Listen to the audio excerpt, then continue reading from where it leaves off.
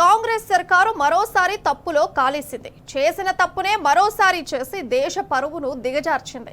కేంద్రం కులగణన చేస్తామన్న ప్రకటన నేపథ్యంలో రాష్ట్ర కాంగ్రెస్ సర్కారు ఇటీవల నిర్వహించిన కులగణనపై ప్రమోషనల్ వీడియోను అధికారిక ఎక్స్ ఖాతాలో పోస్ట్ చేసింది.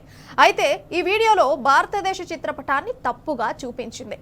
రేవంత్ రెడ్డి ప్రభుత్వం నిర్వహించిన కులగణనను కేంద్రం నమూనాగా తీసుకోవాలని సూచిస్తూ ఈ వీడియో పోస్ట్ చేసింది.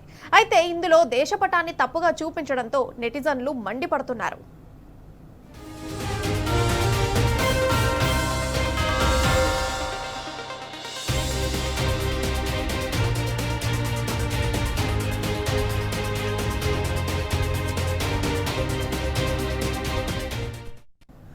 కాంగ్రెస్ ప్రభుత్వం ఇలాంటి తప్పు చేయడం ఇదే మొదటిసారి కాదు. ఇటీవల జరిగిన భారత్ సమ్మిట్ సందర్భంగా పీఓకే లడఖ్లను ఇండియా మ్యాప్ లో చూపించలేదు.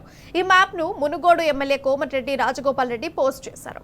ఈ సందర్భంగా నెటిజన్ల నుంచి తీవ్ర వ్యతిరేకత రావడంతో సదరు పోస్టును తొలగించారు.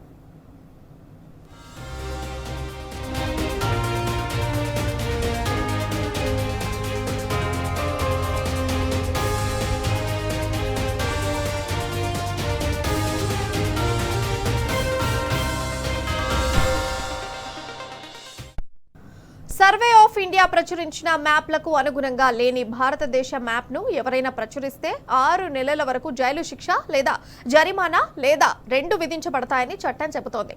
అయినప్పటికీ కాంగ్రెస్ పార్టీ ఇలాంటి తప్పును పదే పదే చేస్తూ దేశంపై తమ నిర్లక్ష్యాన్ని ప్రదర్శిస్తోంది.